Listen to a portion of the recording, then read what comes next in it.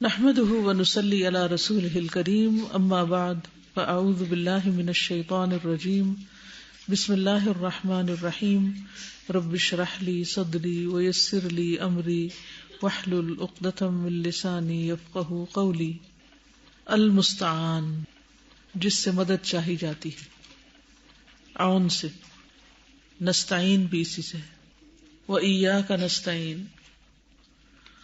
ومن اسمائه الحسنى عز وجل المستعان، اور اس کے اچھے اچھے ناموں میں سے عز وجل کے جو عزت و جلال والا ہے ایک نام المستعان ہے. قال اللہ تعالی، اب اس کی دلیل کیا ہے کہ کہاں ہے یہ نام؟ اللہ تعالی کا فرمانا ہے قال بل سولت لکم انفسکم امرا فصبر جمیل واللہ المستعان علی ما تصفون. اس نے کہا بلکہ آسان کر دیا تمہارے لیے تمہارے نفسوں نے ایک کام کو، تو صبر ہی اچھا ہے، اور اللہ ہی ہے جس سے مدد چاہی جاتی ہے ان باتوں پر جو تم بنا رہے ہو. مشکل وقت میں کس طرح انسان مشکلوں سے نپٹے، اللہ کے ساتھ کیا معاملہ کرے، بندوں کے ساتھ کیا معاملہ کرے، بہت خوبصورت طریقے سے یہاں سکھا دیا گیا ہے. جب یوسف علیہ السلام کے بھائیوں نے ان کو کنویں میں پھینک کر اپنے والد سے جا کر کہا کہ یوسف کو بھیڑیا کھا گیا ہے، تو اس وقت جواب میں یوسف علیہ السلام کے والد حضرت یعقوب علیہ السلام نے یہ جملہ کہا تھا قال بل سولت لکم انفسکم امرا. کیا یہ معمولی بات تھی کہ ایک بیٹا غائب کر دیا گیا ان سے، جو کہ انہیں انتہائی محبوب تھا، ہر چیز سے زیادہ پیارا تھا؟ اتنا بڑا صدمہ، اتنا بڑا دکھ، لیکن پھر بھی اپنے ہوش و حواس نہیں کھوتے اور اتنے بہترین طریقے سے اس کو انالائز کرتے ہیں. یہ بھی پتہ چل رہا ہے کہ یہ جھوٹ موٹ کا خون ہے اور یہ بات بنائی جا رہی ہے، حقیقت کچھ اور ہے. لیکن کیا کہتے ہیں بلکہ تمہارے نفسوں نے تمہارے لیے اس کام کو بہت آسان کر دیا، یعنی جو کچھ تم کر رہے ہو. اب مجھے کیا کرنا ہے؟ فصبر جمیل، خوبصورت صبر کرنا ہے. اب اس کے سوا ہو کیا سکتا ہے؟ کچھ چیزوں کو بدلنا انسان کے بس میں ہوتا ہے اور کچھ چیزوں کو بدلنا انسان کے بس میں نہیں ہوتا. یہ اللہ کی تقدیر تھی نا، اسے یعقوب علیہ السلام کیسے پھیر سکتے تھے؟ اس لیے ایسے فیصلوں پر انسان کو یہی کہنا چاہیے فصبر جمیل. اور صبر کرنا آسان نہیں، کہنا بہت آسان ہے لیکن کرنا آسان نہیں. واللہ المستعان، اور اللہ ہی ہے جس سے مدد چاہی جاتی. اگر ہم محاورے میں کہیں تو اللہ ہی مددگار ہے، اللہ ہی میری مدد کرے گا کہ میں صبر کر سکوں. الا ما تصفون، ان باتوں پر جو تم بنا رہے ہو، یعنی جو تم عذر پیش کر رہے ہو اور جو یہ سارا قصہ تم نے گھڑا ہے، اب اس کا جواب میرے پاس تو کوئی نہیں. ہمارے بچے ایک پلیٹ توڑ دیں تو ہمارا ریاکشن کیا ہوتا ہے؟ کھانا گرا دیں تو مائیں کیا کرتی؟ چھوٹے چھوٹے نقصان کیا کر رہی ہوتی؟ کوئی ہمارے ساتھ تھوڑا سا مس بہیو کر دے تو ہم کیا کرتے ہیں؟ کوئی ہماری مرضی کے خلاف کوئی بات کہہ دے، کچھ کر دے تو ہمارا ریاکشن کیا ہوتا ہے؟ اور یہاں اتنا بڑا نقصان کر کے آگے، یوسف کو گما کے آگے، اور باپ کا ریاکشن دیکھے. یہ ہوتا ہے اللہ کے مومن بندوں کا، جو اللہ کے مقرب ہوتے ہیں، اللہ کے پسندیدہ ہوتے ہیں.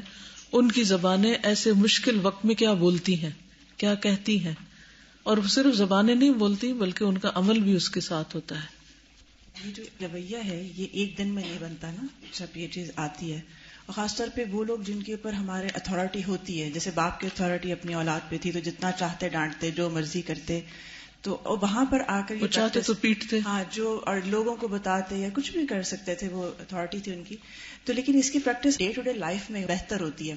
اور یہ صورت ہوتی ہے کہ جب ہم اپنے آپ کو بار بار چیک کرتے رہتے ہیں کہ ہم نے کیسے بہیو کیا. ابھی میں یہاں پہ آ رہی تھی تو ایمرجنسی بریک آگے کسی نے لگائی، پیچھے 5 گاڑیاں ٹکرا گئی آپس میں، اور میری گاڑی بالکل بیچ میں تھی اس وقت. تو ایمرجنسی بریک میں نے بھی لگائی تو شکر ہے آگے کہ وہ بچت ہو گئی کہ میرا بمپر آگے والے کو نہیں لگا، ہلکا سا بچا. لیکن جو پیچھے اور اگلی 2 گاڑیاں تھی وہ بالکل سمیش پیچھے سے ہو گئی گاڑی جو تھی.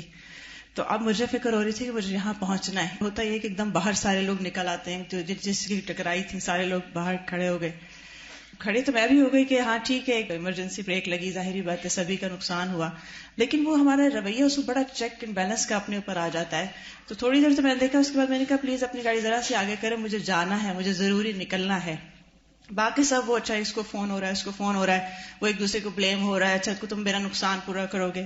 تو میں نے ان کو یہ کہہ کے نکل کے نہیں آپ رکیں گے. میں نے کہا نہیں, مجھے ایمرجنسی ہے, مجھے جلدی جانا ہے, مجھے پہنچنا ہے, میں یہاں پہ اس کا حساب کتاب نہیں کر سکتی, اتنا ٹائم نہیں ہے کہ نقصان کس کا ہوا, جو ہونا تھا ہو گیا.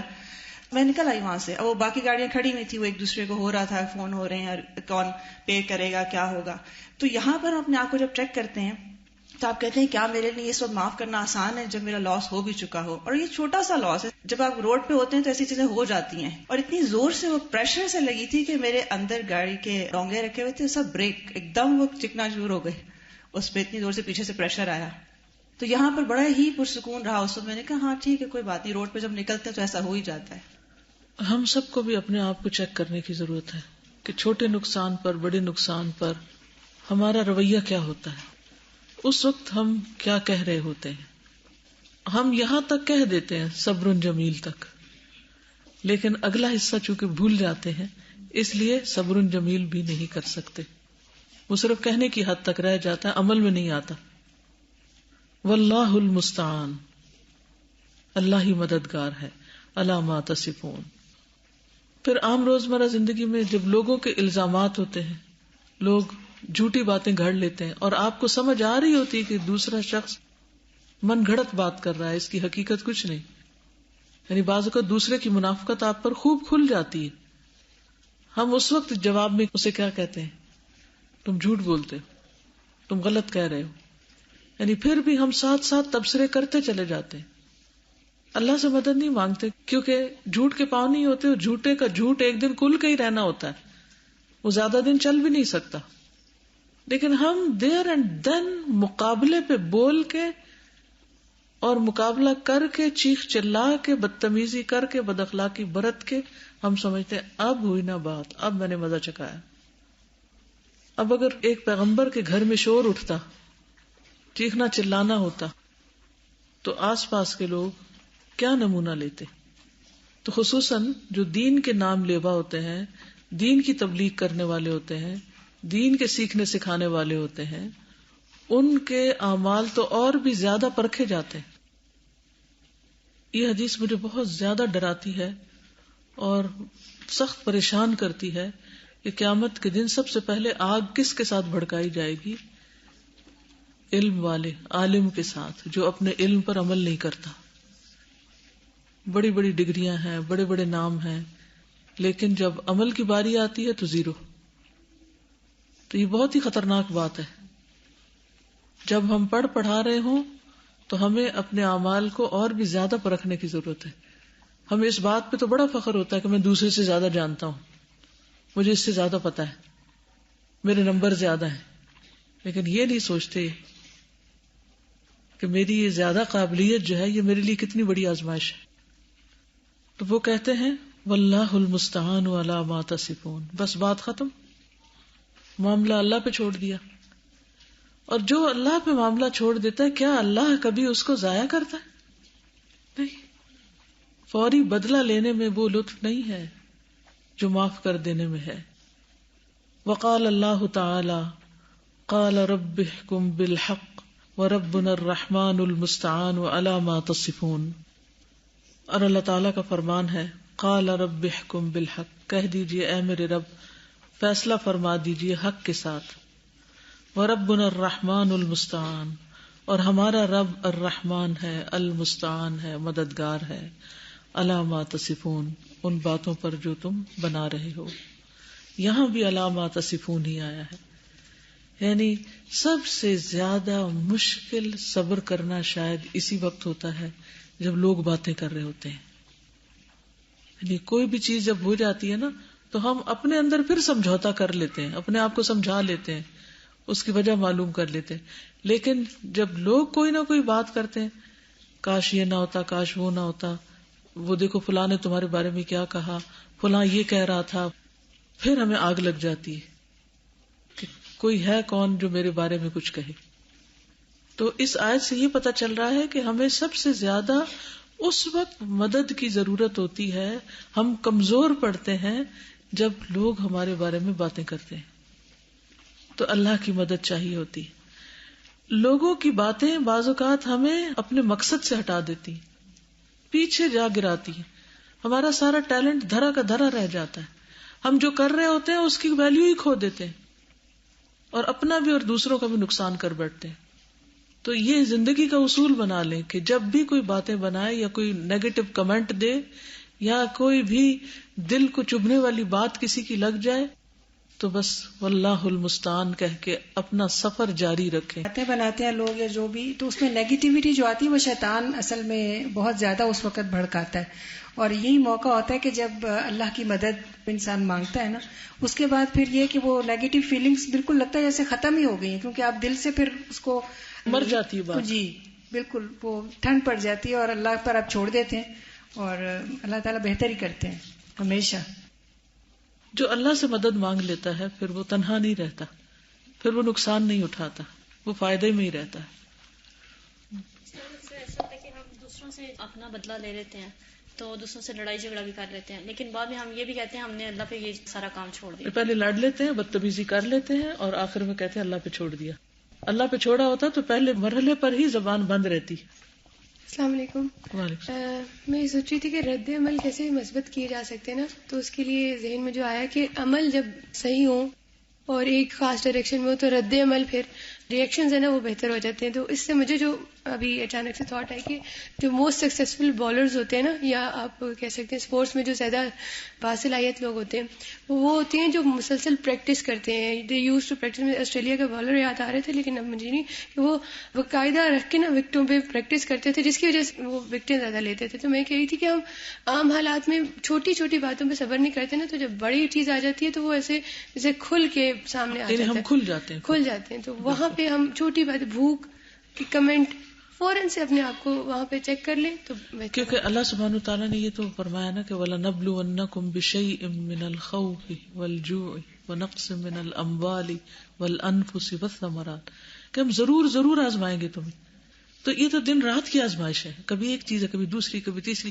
کون سا ایسا دن ہوتا ہے جس میں چھوٹی یا بڑی کوئی آزمائش نہ آئے؟ کبھی چھوٹی ہوتی، کبھی بڑی ہوتی. اور یہ بھی اللہ کا بڑا ہی کرم ہے. بِشَيْءٍ اللہ تعالی نے فرمایا، بِشَيْءٍ مِّنَ الْخَوْفِ، کچھ خوف، کچھ بھوک، کچھ جان مال کا نقصان. اگر وہ سارا کچھ ہی لے لیتا تو ہم مر جاتے، ہم زندہ ہی نہ رہتے. یعنی اگر مکمل خوف طاری ہو جائے تو کیا ہو؟ ہارٹ اٹیک ہو جائے. اگر ایک جان نہیں ساری جانیں لے لے، ساروں کو ہی مار دے جو بھی ہمارے متعلقین ہیں، تو ہمارے لیے سروائیو کرنا مشکل ہو جائے. سارا ہی مال چلا جائے، سارے ہی انفس چلے جائیں.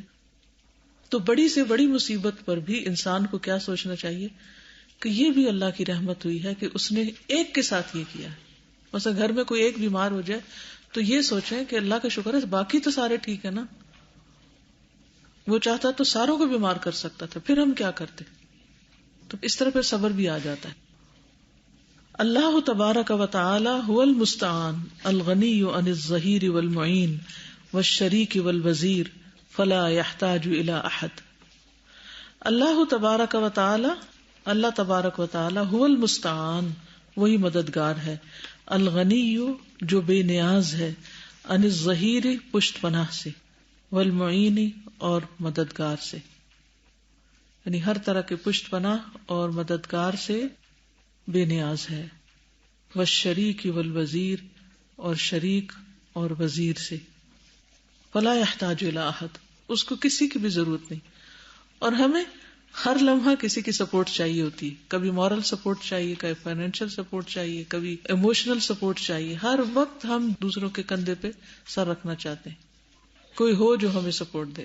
اور یہ انسان کی ضرورت ہے، لیکن اللہ سبحانہ و تعالیٰ کو ایسی کوئی ضرورت نہیں، وہ کسی کا محتاج نہیں. تو ہمیں مستعان چاہیے، اس کو کوئی بھی نہیں چاہیے. یہ فرق ہے اللہ اور بندے میں. وَهُوَ سُبْحَانَهُ الْمُسْتَعَانُ الَّذِي لَا يَطْلُبُ الْعَوْنَ مِنْ أَحَدٍ بل كل عبد يطلب منه العون على فعل الطاعات واجتناب المحرمات وجلب المنافع ودفع المضار وهو سبحانہ المستعان، اور وہ اللہ سبحانہ وتعالی ایسا مددگار ہے، الذی وہ جو لا يطلب العون نہیں طلب کرتا مدد، من احد کسی ایک سے بھی، وہ کسی سے بھی مدد نہیں لیتا، بلکہ کل عبد ہر بندہ یطلب منہ العون طلب کرتا ہے اس سے مدد، ہر بندہ اس سے مدد طلب کرتا ہے، علی فعل الطاعات کس کس چیز پر مدد؟ اطاعت کے کام کرنے کے لیے، حتیٰ کہ نماز پڑھنے کے لیے بھی اور ذکر کرنے کے لیے بھی اللہ کی مدد چاہیے ہوتی ہے۔ ہم ہر نماز کے بعد کیا دعا مانگتے ہیں؟ ربی اعنی علی ذکرک و شکرک و حسن عبادتک، اللہ تو ہی میری مدد فرما اپنے ذکر پر، اپنے شکر پر اور بہترین عبادت پر۔ اللہ مدد نہ کرے تمہارے منہ سے ایک لفظ نہ نکلے، یہ اسی کی رحمت ہوتی ہے کہ ہم یہ سب کر پاتے ہیں۔ واجتناب المحرمات، حرام کاموں سے اجتناب میں، جو اللہ کو ناپسند ہے، جو اللہ نے خود حرام کر دیے ہیں۔ کیا کیا حرام کیا اللہ نے؟ انما حرم ربی الفواحش، سب سے پہلے فحش باتیں، فحش کام، بے حیائی کی چیزیں۔ انما حرم ربی الفواحش ما ظہر منها وما بطن والاسم والبغی، گناہ اور سرکشی وغیرہ وغیرہ۔ وجلب المنافع، اور فائدے حاصل کرنے کے لیے، فائدوں کے حصول کے لیے بھی اللہ کی مدد چاہیے۔ ودفع المضار، اور نقصان دور کرنے کے لیے، دفع کرنے کے لیے، ہر چیز میں ہمیں اللہ کی مدد چاہیے، ہر حال میں، یعنی ہم کسی لمحے اس سے بے نیاز ہو ہی نہیں سکتے۔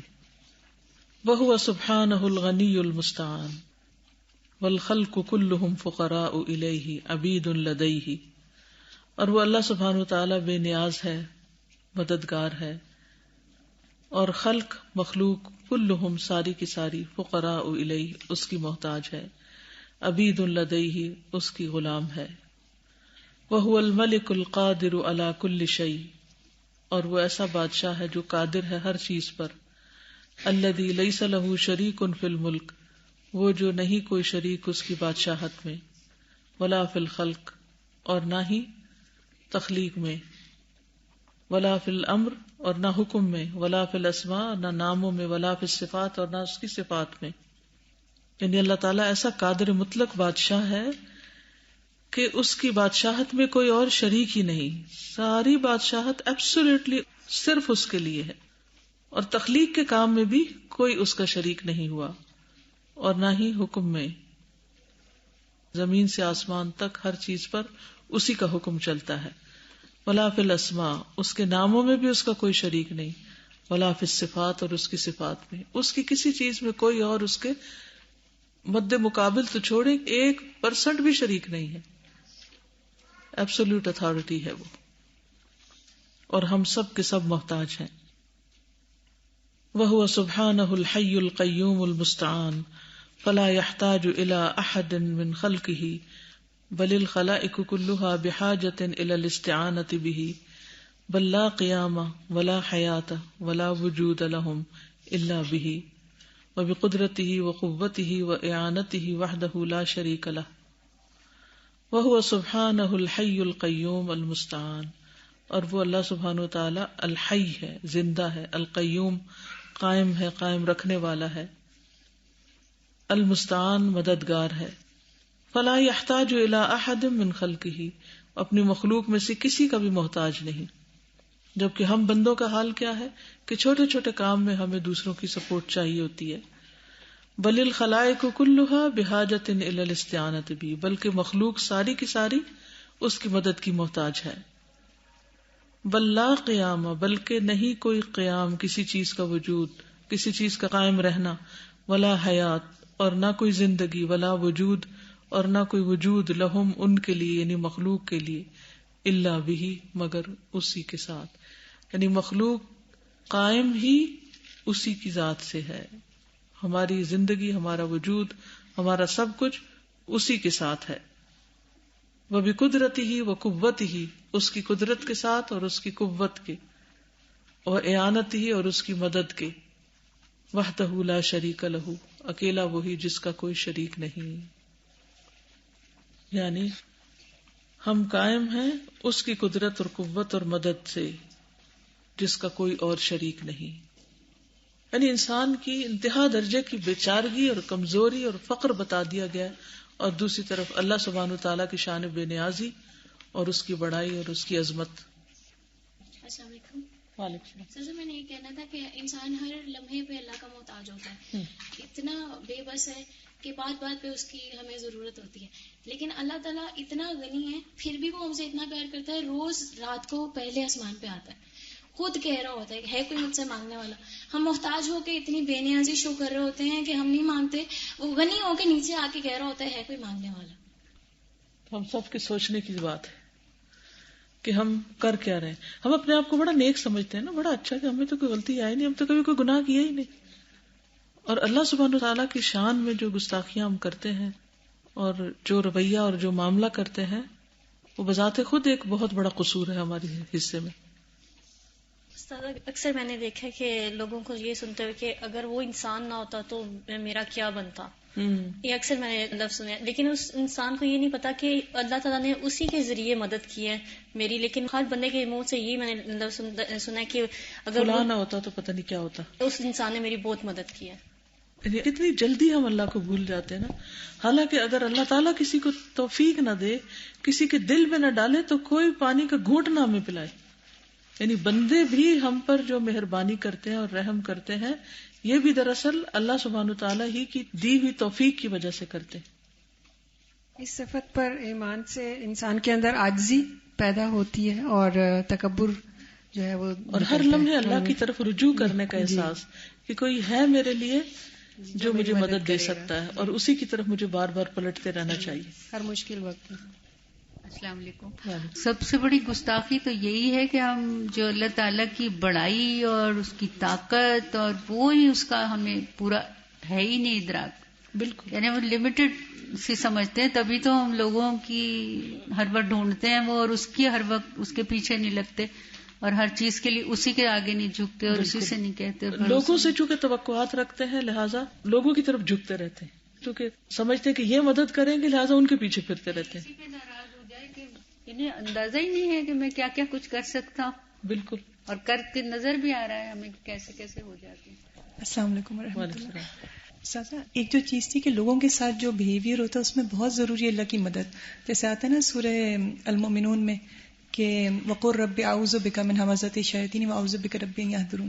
تو ہر چیز میں اللہ سبحانہ تعالیٰ کی مدد، اسپیشلی دوسروں کے ساتھ ڈیل کرنے میں جو رویے ہوتے ہیں، تو ان میں آپ کبھی بھی احسن کر نہیں سکتے سیئہ کا جب تک اللہ کی مدد نہ ہو. بالکل. اور ایون جیسے غصہ آتا ہے تو اعوذ باللہ پڑھتے ہیں.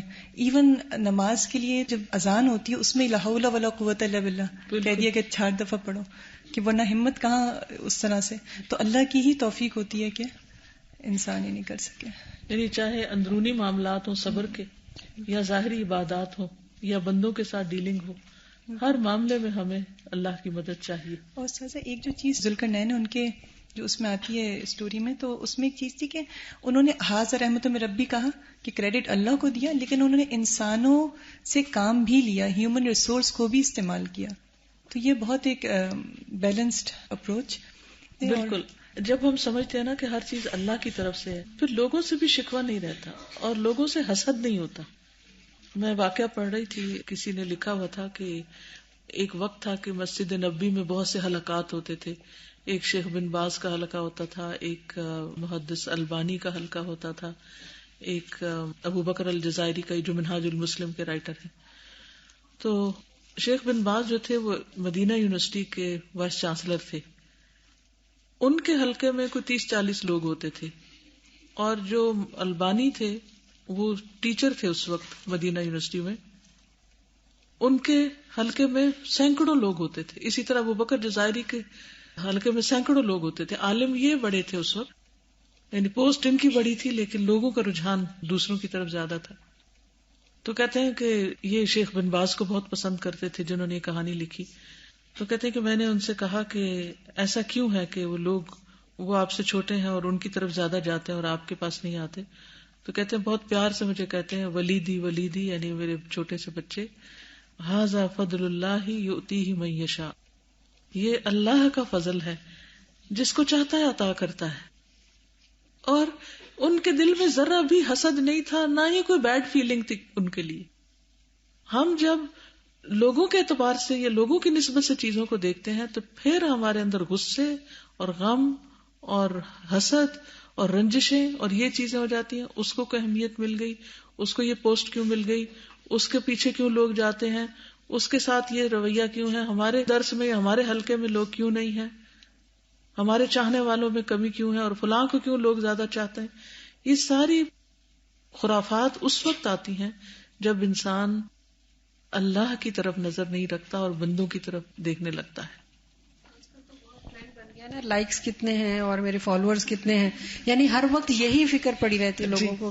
اور باقاعدہ خود ڈیمانڈ کرتے ہیں کہ لائک بٹن دبائیں، مجھے لائک کریں. اس سے گھٹیا بات مجھے کبھی کوئی نہیں لگی کہ لوگوں سے انسان محبت ڈیمانڈ کرے یا لائکنگ ڈیمانڈ کرے. اور اگر حسد نہ ہو تو یہ جاننے کی کوشش کریں کہ اس میں ایسی کیا خوبیاں ہیں جی، اور اپنے میں بھی وہ پیدا کرنے کی کوشش کریں کہ کیوں ہمارے پاس کما رہے ہیں لوگ اور ان میں کیا ہے، جا کے سنیں تو صحیح وہ کیا بتا رہے ہیں. ان لوگوں سے ساری ناراضگی یعنی ختم ہو جلن جائے. حسد کی اپروچ ہوتی ہے نا، تو وہ دیکھتے نہیں کہ پازیٹیو پوائنٹس اس میں کیا ہے. دعا ہمیشہ اس مجھے بہت اچھی لگتی ہے کہ مسجد سے نکلتے ہوئے کہ اللہ مفتاح لی ابواب فضلک، اور جاتے ہوئے اللہ مفتاح لی ابواب رحمتک. تو میں سوچتی ہوں ہم تو خیر مسجد نہیں جاتے خواتین، لیکن یہ ویسے بھی مانگنی چاہیے دن میں کافی دفعہ. بالکل. والاستعانۃ باللہ تقوم علی اصلین، اور اللہ سے مدد چاہنا دو اصل یا دو بنیادوں پر قائم ہے. الثقۃ باللہ والاعتماد علیہ، اللہ پر یقین اور اعتماد کہ سب کچھ کرنے والا تو وہی ہے. فقد یثق الانسان بغیرہ ولا یعتمد علیہ فی امورہ لاستغنائہ عنہ، وقد یعتمد علیہ مع عدم ثقۃ بہ لحاجتہ الیہ.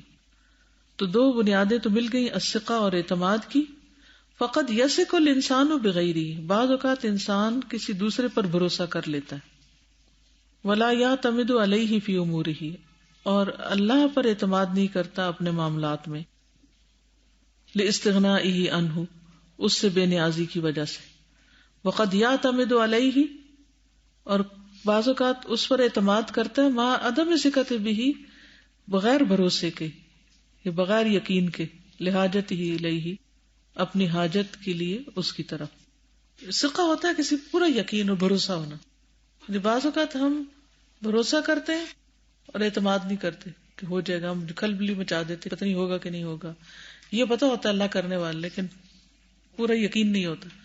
اور بعض اوقات ہم بھروسہ نہیں کرتے تو بس صرف زبانی اعتماد کی بات کرتے ہیں. تو ان دونوں چیزوں کا ہونا ضروری ہے، انسان پھر مطمئن ہو جاتا ہے. کیونکہ ہم زبان سے کہتے ہیں کہ اللہ ہی کرنے والا ہے، اللہ کرے گا، لیکن کیا دل سے بھی کہتے ہیں؟ ہمارا دل بھی گواہی دے رہا تھا کہ اللہ کرے گا، دل میں یقین نہیں ہوتا پورا.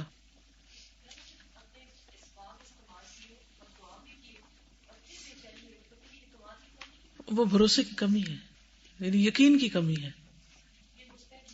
یہ پسندیدہ نہیں ہے. لیکن ہم کمزور ہیں نا، تو ہمارے ساتھ یہ اکثر ہوتا ہے. نہیں گناہ نہیں، لیکن انسان کی ویکنس ہے. یعنی درجے ہیں نا مقربین کے اور اصحاب الیمین کے.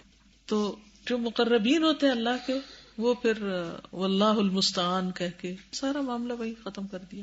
میں سوچتی ہوں کس دل کے ساتھ یعقوب علیہ السلام نے اس موقع پر نہ ڈانٹ ڈپٹ نہ کچھ اور، واللہ المستعان علی ما تصفون کہہ کے سارا معاملہ وہی ختم کر دیا. اور انہی کے ساتھ رہ رہے ہیں اور انہی کے بیچ میں ہیں اور دن رات ان کو دیکھتے ہوں گے اور بیٹا یاد آتا ہوگا. کیونکہ کہتے ہیں کہ ایک جگہ میں نے کہانی پڑھی تھی، مجھے اس کا ریفرنس نہیں معلوم، کہ اللہ سبحانہ تعالیٰ نے یعقوب علیہ السلام کو اس امتحان میں ڈالا ہی اس لیے تھا کیونکہ یعقوب علیہ السلام کو حضرت یوسف سے ہر چیز سے زیادہ محبت تھی، یعنی شدید محبت تھی. جی، کیونکہ خواب دیکھا ہوا تھا کہ وہ بڑے مقام پہ پہنچے گا بیٹا. اللہ سبحانہ تعالیٰ کو بھی اس پر غیرت آتی ہے نا کہ کوئی بندہ کسی کو بہت زیادہ چاہے تو پھر اللہ تعالیٰ اسی کے ذریعے اس کو آزمائش میں ڈال دیتا ہے. وہی اس کا امتحان بن جاتا ہے. تو اللہ تعالیٰ یہ کرتا ہماری بھلائی میں اصل میں، کیونکہ جب ہماری چاہت کسی ایک چیز کے ساتھ حد سے بڑھ جاتی ہے نا تو پھر ہم دوسروں کے حقوق میں کمی کرنے لگتے ہیں، بیلنس خراب ہو جاتا ہے نا. تو اب دوسروں کے حقوق تو ہم پر ہیں، تو جب وہ حق میں کمی ہوگی تو وہ ہمارے اعمال میں کمی کا باعث بنے گا. تو اللہ تعالیٰ کیا چاہتا ہے؟ تو اس کو ہٹا دے اندر سے تاکہ اس کے اندر اعتدال آئے. ٹھیک ہے نا؟ اور بھی حکمتیں ہیں اللہ کی. وہ تلاوت سنی تھی، اس میں اللہ سبحانہ تعالیٰ کہہ رہے تھے کہ اگر ہم ان تکلیفوں کو تم سے ہٹا دیں تو تم سرکشی کرنا شروع ہو جاؤ. بالکل. اور اللہ تعالیٰ یہ چاہتے کہ ہم استقان ہوں، کہ ہم عاجزی کے ساتھ جھک جائیں اللہ کے آگے. بالکل. ہمیں اللہ نے بنایا نا، اللہ ہم سے محبت کرتا ہے. اللہ تعالیٰ کیا چاہتا ہے؟ ما خلقت الجن والانس الا لیعبدون. میں نے جن و انس کو اس لیے پیدا کیا کہ وہ میرے بن جائیں.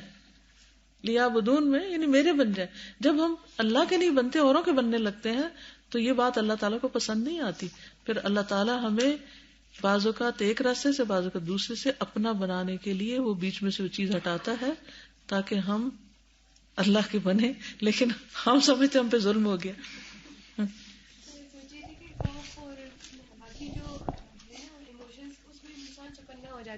جیسے خوف ہو تو فوراً الرٹ ہو جاتے ہیں، کوئی نفرت کرے تو ہم اپنا اخلاق چیک کرنے لگتے ہیں کہ نہیں.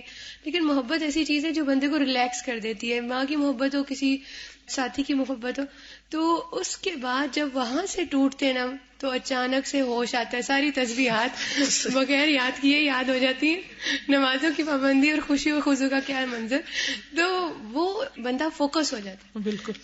یہ تو محبت خود بھی فوکس کرتی ہے، محبت کا ہٹ جانا یا وہاں سے دھوکا، تو یہ دونوں طرح. تو اس وقت اللہ کی طرف موڑ جانا انسان کے لیے بڑی مطلب باعث سعادت ہے. بالکل. اصل میں اللہ تعالیٰ کرتا ہی اس لیے ہے، لیکن ہم اللہ کے پیار کو نہیں سمجھتے. وہ بھی اللہ کا پیار ہے نا ہم سے، اسی لیے سب سے زیادہ پیغمبروں کو آزمایا گیا ہے، کیونکہ اللہ تعالیٰ سب سے زیادہ ان سے محبت کرتا ہے. اللہ تعالیٰ چاہتے ہیں نا کہ اس کے ناموں اور صفات سے ہم اس کو پہچانے اور پریکٹیکلی بھی اس میں پھر ہم رہیں. ہمیں وہ پہچان نہیں ہوتی، وہ کروانا چاہتا ہے. اور پھر جس وقت ہوتا ہے عمل کرنے کا اس کو ہم بھول جاتے ہیں. سب سے بڑی مشکل یہ ہے. چلیے آگے چلتے ہیں.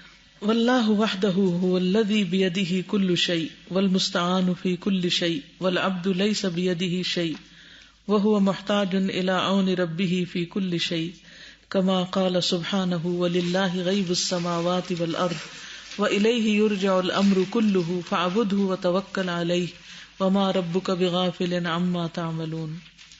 واللہ اور اللہ تعالی وحدہ اکیلا وہی، هو الذی وہ ذات ہے، بیدہ کل شیء اس کے ہاتھ میں ہے ہر چیز، اکیلے اسی کے اختیار میں ہے، اسی کی ملکیت میں ہے سب کچھ.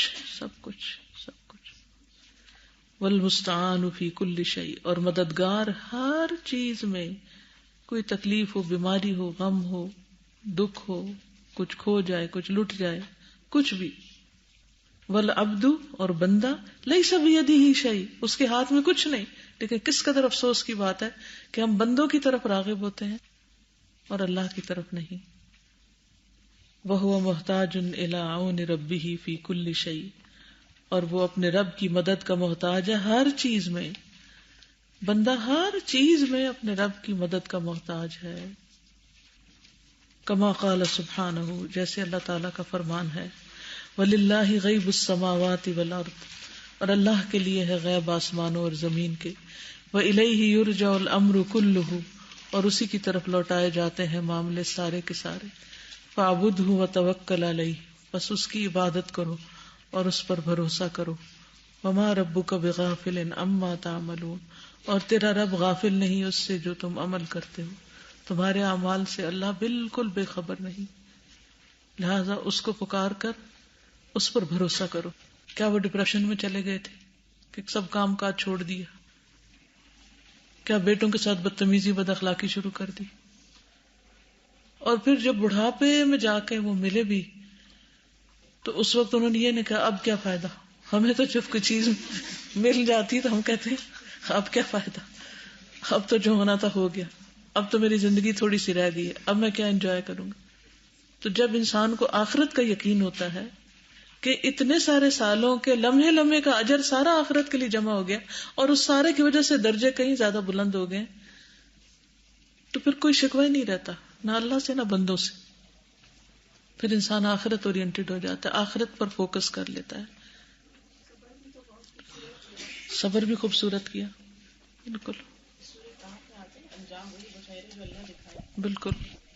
والمستعان هو اللہ عز وجل، اور مددگار وہی اللہ عز وجل ہے.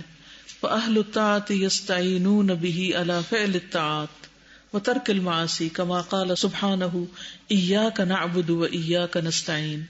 فأهل الطاعة اہل اطاعت یستعینون به اس سے مدد چاہتے ہیں، علی فعل الطاعات نیک عمل کرنے کے لیے، اطاعت کے کام کرنے کے لیے، وترک المعاصی اور گناہ چھوڑنے کے لیے، کما قال سبحانہ جیسے اللہ تعالیٰ کا فرمان ہے، ایاک نعبد صرف تیری ہی ہم عبادت کرتے ہیں، وایاک نستعین اور صرف تجھ سے ہم مدد چاہتے ہیں. ایاک نعبد وایاک نستعین. والاستعانۃ طلب العون من اللہ علی الطاعہ، اور استعانت کیا ہے؟ طلب العون مدد طلب کرنا، من اللہ اللہ سے، علی الطاعۃ اطاعت پر. یہ جو ہم کہتے ہیں نا ایاک نستعین، یہ دراصل اللہ کی اطاعت پر مدد مانگنا ہے اللہ ہی سے.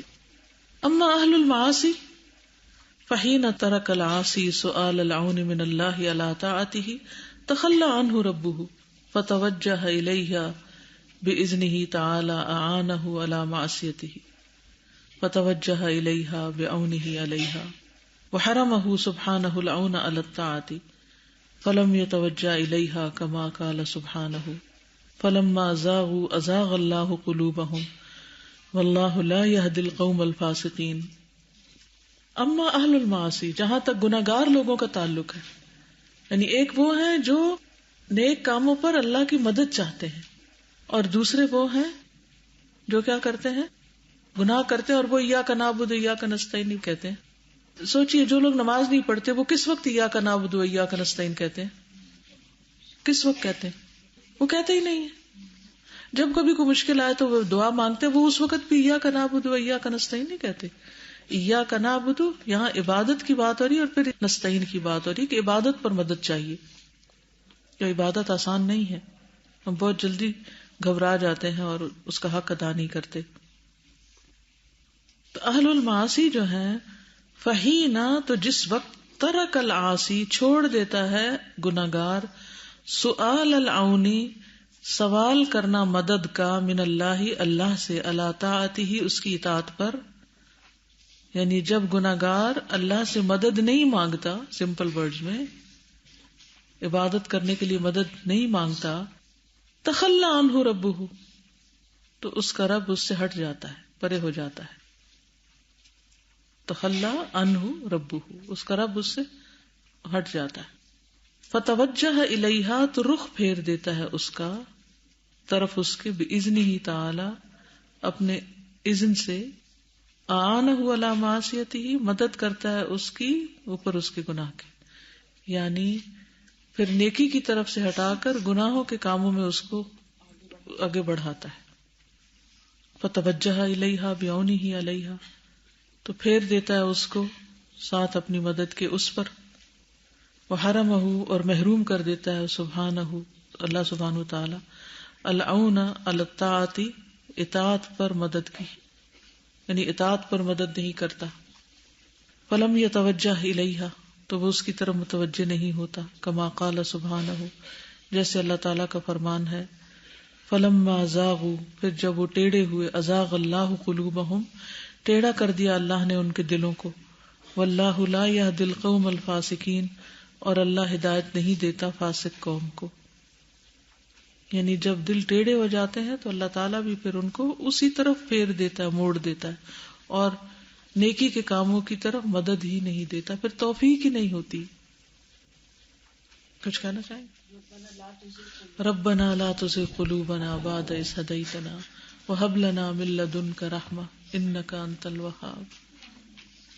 تو ڈرنا چاہیے یہ نہیں کہ اللہ کی صفت المستعان ہے تو ہمارا دل چاہے تو مدد مانگے، دل چاہے تو نہیں. اللہ کی مدد کے بغیر ہم اللہ کی عبادت نہیں کر سکتے، اس کے صحیح بندے نہیں بن سکتے.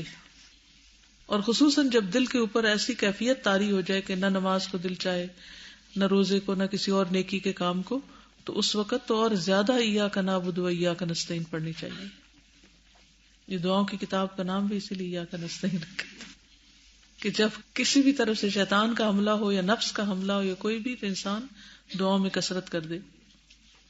جیسے آپ نے ابھی پیچھے ہی بولا کہ ہم جس چیز سے یا جس انسان سے زیادہ محبت کرتے ہیں تو اللہ تعالیٰ اسی چیز سے ہمیں آزماتے ہیں. تو جب اللہ تعالیٰ خود ہی محبت ڈالتے ہیں اس چیز کی تو پھر آزماتے کیوں ہیں؟ اللہ تعالیٰ نے محبت رکھی ہے، لیکن پھر ہمیں اچھے برے کا فرق بتایا ہے اور اعتدال سکھایا ہے کہ کس حد تک کرنا ہے، اس سے آگے نہیں جانا. ہر چیز کی ایک لمٹ رکھی. اور اس کی وجہ یہ بھی بتائی نا میں نے کہ اگر اللہ محبت ہی نہ دے تو پھر آزمائش ہی نہ ہو. مال نہ ہو تو آزمائش ہے کوئی؟ لیکن مال دے کے اللہ نے اچھا برے کا فرق بتا دیا نا کتنا خرچ کرنا ہے. اگر اس سے آگے جائیں گے تو ناراضگی. کوشچن کرنا تھا کہ ابھی آپ نے پیچھے بتایا کہ سب سے بڑی ہم کی مشکل یہ ہوتی ہے کہ پتہ ہوتا ہے ہم سب کو، لیکن اس ٹائم پہ وہ عمل بھول جاتا ہے. تو ہم اس ٹائم پہ واقعی میں بھول جاتے ہیں. آگے پیچھے ہم کسی سے بات کریں گے، ڈسکشنز کر رہے ہوں گے، اس وقت ہم بہت ویلڈ پوائنٹس دیتے ہیں، لیکن خود کی اس کمی کو دور کرنے کے لیے سولوشن ایاک نعبد و ایاک نستعین. اللہ یہ مجھے عطا کر دے، جو تو نے مجھے علم دیا مجھے اس پر عمل کی بھی توفیق دے دے. پھر مدد اللہ ہی سے مانگیں گے اور وہی توفیق دے گا، کیونکہ دل بھی اس کے ہاتھ میں ہے، توفیق بھی وہی دیتا ہے. بات یہ کہ ہماری طلب کتنی، ہم کیا چاہتے ہیں، سچے دل سے واقعی سیدھا ہونا چاہتے ہیں یا بگڑنے میں خوش ہیں؟ کیونکہ ہم بھی تو گناہوں کو انجوائے کرنے لگتے ہیں. کیا خیال ہے؟ کرتے ہیں نا. تو جب ہم اس سے نکلنا چاہیں گے نا کہ اللہ ہمیں نکال لے اس سے، ہم نہیں اس رستے پہ جانا چاہتے، تو اللہ نکالے گا ضرور. فالعباد كلهم مسرفون في طاعاتهم ومعاصيهم بقدرة الله وعونه، اما بجنود الملائكة الهادية او بجنود الشياطين المضلة، فلا طاعة ولا معصية الا بعون الله، وهو فعله على الاطلاق في الخير والشر، فلا حول عن معصية الله الا بعصمة الله، ولا قوة على طاعة الله الا بتوفيق الله وعونه. لا اله الا هو وحده لا شريك له، له الملك وله الحمد وهو على كل شيء قدير. اللهم اعنا على ذكرك وعلى شكرك وعلى حسن عبادتك. فالعباد كلهم، تو بندے سارے کے سارے، مصرفون پھیرے جاتے ہیں، فی طاعاتهم اپنی اطاعتوں میں، ومعاصیہم اور گناہوں میں، بقدرت اللہ ساتھ اللہ کی قدرت کی، وعونہ اور اس کی مدد کی. اما بجنود الملائکۃ الہادیہ، خواہ ملائکہ کے لشکروں کے ساتھ جو ہدایت دینے والے ہیں، او بجنود الشیاطین المضلہ، یا شیطانوں کے لشکروں کے ساتھ جو گمراہ کرنے والے ہیں. فلا طاعۃ ولا معصیۃ، تو نہیں کوئی اطاعت اور نہ کوئی گناہ، الا بعون اللہ، مگر اللہ کی مدد کے ساتھ. وَهُوَ فِعْلُهُ عَلَى الْإِطْلَاقِ بِالْخَيْرِ وَالشَّرِّ، اور وہ اس کا فعل ہے علی الاطلاق، خیر میں بھی اور شر میں. فلا حول عن معصیت اللہ، تو نہیں پھرنا اللہ کی نافرمانی سے، الا بعصمت اللہ، مگر اللہ ہی کے بچاؤ کے ساتھ. ولا قوت علی طاعت اللہ، اور نہیں قوت اللہ کی اطاعت پر، الا بتوفیق اللہ وعونہ، مگر اللہ کی توفیق اور اس کی مدد سے. لا الہ الا هو وحدہ لا شریک لہ، نہیں کوئی الہ مگر وہی، اکیلا وہی ہے، نہیں اس کا کوئی شریک. لہ الملک و لہ الحمد، اسی کے لیے ہے بادشاہت اور اسی کے لیے ہے حمد. وہو علی کل شیء قدیر، اور وہ ہر چیز پر قادر ہے. اے اللہ تو ہماری مدد فرما اپنے ذکر پر اور اپنے شکر پر اور اپنی خوبصورت عبادت پر. جی کوشچن کر لی. سکھا ہوتا ہے پکا یقین، اور اعتماد ہوتا ہے یہ سوچنا کہ ہاں ہے، یعنی درجے میں فرق ہے دونوں. وثوق کس کو کہتے ہیں؟ باندھنا، یعنی دل باندھ جائے، ٹھک جائے، ٹھیک ہے. اور اعتماد یعنی دوسرے کو سمجھنا کہ یہ کر سکتا ہے، لیکن دل کا ٹھکا ہوا نہ ہونا اس پر. نہیں، دونوں ہی ضروری، یعنی اس امید کا ہونا کہ وہ کرے گا. جس طرح امید اور یقین میں کیا فرق ہے؟ ثقہ میں یقین ہے اور اعتماد میں ایک امید ہے ایک طرح سے. ٹھیک. سورہ روم جب نازل ہوئی تھی تو اس وقت مسلمانوں کے حالات جو تھے بہت انفیوریبل تھے، بہت زیادہ. اور اس وقت سورہ روم نازل ہوئی اور اس میں خوشخبری تھی کہ کچھ سالوں کے بعد تمہیں وکٹری ہوگی، اور وہ حالات ایسے دکھائی نہیں دیتے تھے. لیکن حضرت ابوبکر کو اتنا اس پہ یقین تھا کہ انہوں نے شرط لگا لی. بالکل. اور باقی لوگوں کو اعتماد تھا کہ اللہ نے فرمایا تو یہ ہوگا. ٹھیک ہے. اس کی ایگزامپل دوں. ہم جب چیز چھوٹے بچے کو گلاس پکڑاتے ہیں نا شیشے کا، اسے کچن میں رکھا ہوں، اب دل میں امید ہے چلو رکھا ہے گا، ڈر بھی ہوتا ہے توڑ نہ دے. جب کسی بڑے کو پکڑاتے ہیں یقین ہوتا ہے کہ رکھا صحیح سلامت کچن میں پہنچ جائے گا. المجیب، جواب دینے والا. ومن اسماء الحسنى عز وجل المجیب، اللہ کے اچھے اچھے ناموں میں سے ایک نام المجیب ہے.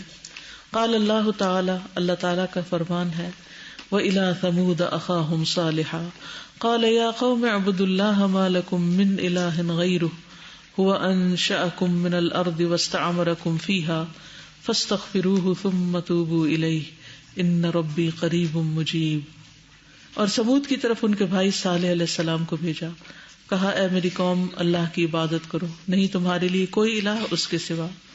اس نے تمہیں زمین سے اٹھایا، پیدا کیا اور تمہیں اس میں آباد کیا، بس بخشش مانگو اس سے، پھر توبہ کرو اسی کی طرف، بے شک میرا رب قریب بھی ہے، جواب دینے والا بھی ہے. تو اس میں نعمتیں یاد کرائیں، دنیا میں جو آباد کیا اس کے بارے میں بات کی. تو نعمتوں کا ہم حق ادا نہیں کرتے تو اس لیے کیا کہا، فاستغفروہ، اس سے بخشش مانگتے رہو، ثم توبوا الیہ، پھر اس کی طرف لوٹو. استغفار اور توبہ میں کیا فرق ہے؟ ہم چل رہے ہیں، ہم سے غلطی ہو گئی، اب ہم شرمندہ ہیں، اللہ سے دعا کرتے ہیں کہ اللہ تعالیٰ آپ ہمیں معاف کر دے جو ہم پھسل گئے تھے، گر گئے تھے. توبہ کیا ہے؟ پھر وہ غلطی سے پہلے والی حالت پہ آگے واپس پلٹ آئے. جیسے آپ کار کا حادثہ بتا رہی نا کہ آپ چل رہی تھی، راستے میں کھڑاک ہو گیا جو ہو گیا، اب کیا ہے، دوبارہ پہلے والی حالت. یعنی کہ انسان کو کوئی گناہ، کوئی چیز اللہ کی طرف جانے سے روکے نہیں. جو اللہ تعالیٰ کے ساتھ ایک تعلق ہے اس کو قائم رہنا چاہیے.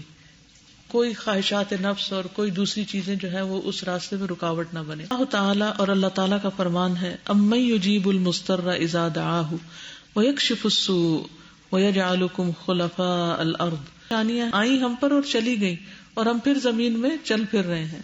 اشیاء بھی، اسباب بھی، حد تک کہ کوئی اور تکلیف دور کرے گا، وہی کرے گا، صرف وہی ایک. جب کوئی مصیبت آتی ہے تو ہم سب سے پہلے کیا سوچتے ہیں؟ مثلا بیماری آئی تو سب سے پہلے کیا سوچتے ہیں؟ ڈاکٹر، دوائی، علاج کی فیسلٹی. پہلے کیا سوچنا چاہیے؟ اللہ. کیا یہ ہم نے سیکھ لیا ہے؟ یہ نہیں سیکھا ابھی تک ہم نے. یہ جو اللہ کو نمبر 1 رکھنا ہے نا، یہ آ جائے تو ہی اللہ تعالیٰ کا قرب نصیب ہوگا. ہم فوراً سوچتے وہ گھر میں رکھی ہوئی نا پیناڈول، وہ کھا لیں گے نا. اس سے بھی پہلے یہ سوچ رہے تھے کہ اللہ شفا دے گا تو ہی وہ اثر کرے گی. یا پھر سبب ڈھونڈتے نا کہ یہ تکلیف ہوئی کس وجہ سے، یہ بھی نہیں سوچتے کہ اللہ کی طرف سے اس کو اللہ ہی ٹھیک کرنا. بالکل.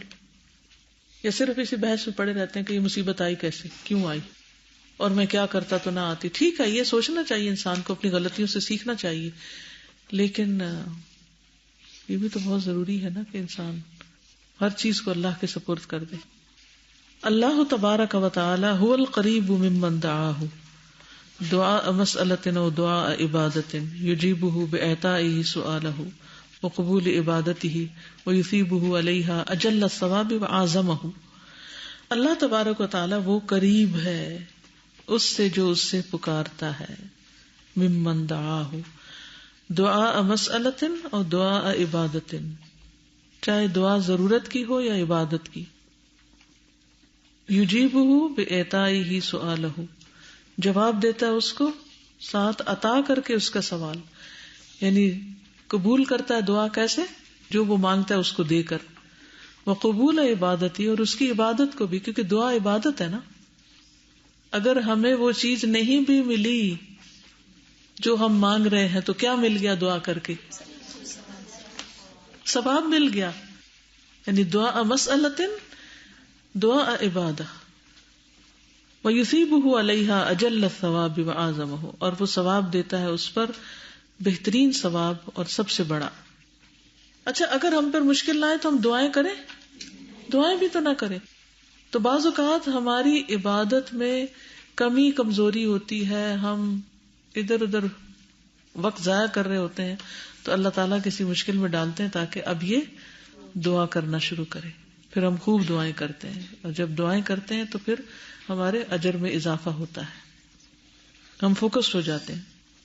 وَهَذَا قُرْبٌ خَاصٌ مِنْ عَابِدِيهِ الْمُؤْمِنِينَ بِهِ وَهُوَ يَقْتَضِي لُطْفَهُ بِأَوْلِيَائِهِ وَإِجَابَتِهِ لِدَعْوَاتِهِمْ وَتَحْقِيقِهِ لِمُرَادَاتِهِمْ وَلِهَذَا يَقْرُنُ بِاسْمِهِ الْقَرِيبِ اسْمَهُ الْمُجِيبُ. وَهَذَا قُرْبٌ خاص، اور یہ خاص قرب ہے. قرب دو طرح کا ہوتا ہے نا، قرب عام اور قرب خاص، پیچھے پڑ چکے ہیں. من عابدی ہی، اس کے عبادت گزاروں کی طرف سے، المؤمنین بھی، جو اس پر ایمان لاتے ہیں. وہو یقتدی لطفہ باولیائہ، اور وہ تقاضا کرتا ہے اس کے لطف کا اپنے اولیاء یا اپنے دوستوں کے ساتھ. واجابتہ لدعواتہم، اور قبول کر کے ان کی دعاؤں کو. وتحقیقہ لمراداتہم، اور ان کی مرادیں پوری کر کے. ولہذا یقرن باسمہ القریب اسمہ المجیب، تو اسی لیے اس نے اپنا نام قریب مجیب ساتھ ساتھ ملایا ہے. وہ اوپر آیا نا، ان ربی قریب مجیب. فمن دعا ربہ بقلب حاضر ودعاء مشروع ولم يمنع منه مانع من اجابت الدعاء كأكل الحرام وضعف اليقين ونحوهما فإن الله قد وعده بالإجابة خاصة إذا جاء بأسباب الإجابة وهي الاستجابة لله تعالى والإيمان به الموجب للاستجابة كما قال سبحانه وإذا سألك عبادي أني فإني قريب أجيب دعوة الداعي إذا دعان فليستجيبوا لي وليؤمنوا بي لعلهم يرشدون. فمن دعا ربه بقلب حاضر، کیا ترجمہ ہوگا؟ تو جو دعا کرے اپنے رب سے حاضر دل کے ساتھ، کیونکہ اللہ غافل دل کی دعا نہیں سنتا. ودعاء مشروع، اور جائز دعا، قطع رحمی وغیرہ کی دعا نہ ہو. ولم یمنع منہ مانع، اور نہیں روکتا اس کو کوئی روکنے والا، من اجابت الدعائی، دعا کی قبولیت سے، کاکل الحرام، جیسے حرام کھانا، وضعف الیقین، اور یقین کی کمی، ونحوہما، اور اسی طرح. فإن اللہ قد وعدہ بالاجابۃ، تو بے شک اللہ تعالیٰ نے اس سے وعدہ کر رکھا ہے قبولیت کا. یعنی جب انسان اچھی طرح دعا کرے اور دعا کی قبولیت میں کوئی رکاوٹ نہ ہو تو اللہ تعالیٰ اس کی دعا قبول کرتا ہے. خاصۃ اذا جاء باسباب الاجابۃ، خاص طور پر جب قبولیت کے اسباب مہیا ہو جائیں، جیسے اذان کے بعد دعا ہے، یا اللہ کی اطاعت اور فرما برداری کے کام کر کے دعا کرنا. اللہ کی فرما برداری کر کے کیسے؟ مثلا قرآن کی تلاوت کر کے، نماز پڑھ کے، روزے کے بعد وغیرہ حج عمرہ کر کے. وہی، اور وہ کیا ہے؟ اسباب الاجابہ، الاستجابۃ للہ تعالی، اللہ کی بات ماننا. والایمان بہ، اور اس پر ایمان، الموجب للاستجابۃ، سبب ہے دعا کی قبولیت کا. کما قال سبحانہ، جیسے اللہ تعالیٰ کا فرمان ہے، وَإِذَا سَأَلَكَ عِبَادِي أَنِّي فَإِنِّي قَرِيب، جب میرے بندے آپ سے میرے بارے میں سوال کریں تو بتا دیجیے کہ میں بے شک قریب ہوں. اجیب دعوت الداعی اذا دعانی، میں جواب دیتا ہوں پکارنے والے کی پکار کا جب وہ مجھے پکارتا ہے. فلیستجیبوا لی، بس چاہیے کہ وہ بات مانے میری. ولیؤمنوا بی، اور چاہیے کہ اعتماد کریں مجھ پر. لعلہم یرشدون، تاکہ وہ کمی ہوتی. وہ تو قریب ہے، مجیب ہے، ہمارے اندر استجابت نہیں، ایمان نہیں. وہ فاللہ سمیع قریب مجیب یسمع دعاء الخلق ویجیب دعاءہم، اور پس اللہ سمیع ہے، قریب ہے، مجیب ہے، سنتا ہے دعا مخلوق کی اور جواب دیتا ہے ان کی دعاؤں کا. اللہ اکبر، اتنا بڑا عظیم بادشاہ ہو کر ہم جیسے حقیر لوگوں کی دعاؤں کا جواب دیتا ہے. یعنی کہ جواب آئے کا مطلب کیا ہے کہ کوئی اس کا خود ہی حل مل جائے. فرشتے بھی ساتھ ہوتے ہیں نا ہمارے، جو خیالات ڈالتے ہیں. وَهَلْ يُجِيبُ الْمُضْطَرَّ إِذَا أَقْلَقَتْهُ الْكُرُوبُ، وتعسر علیہ المطلوب واضطر للخلاص مما هو فيه الا اللہ وحدہ. وہل اور کیا یجیب جواب دیتا ہے المضطر بے قرار کو الذی اقلقته الکروب جس کو قلق کر دیا ہو تکلیفوں نے، بے چین کر رکھا ہو تکلیفوں نے. وتعسر علیہ المطلوب اور مشکل ہو جائے اس پر مطلوب چیز یعنی جو وہ طلب کرنا چاہتا ہے.